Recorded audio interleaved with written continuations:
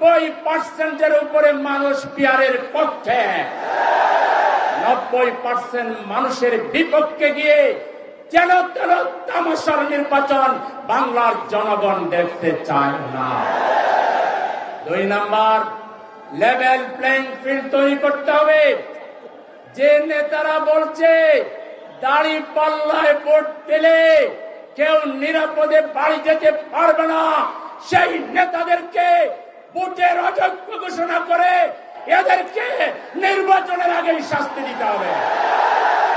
নির্বাচন কমিশনকে আরপিও সংশোধন করে এখন থেকেই কারা বাড়াবাড়ি করছে, কারা দেশের বিরুদ্ধে ষড়যন্ত্র করছে, আওয়ামী লীগের লোক বিএনপিতে ঢুকে যদি অতীত রাজনীতি করতে চায়, অতীত রাজনীতির জন্য হাসিনা যেভাবে অতীত হয়েছে আপনারা অতীত হয়ে যাবেন।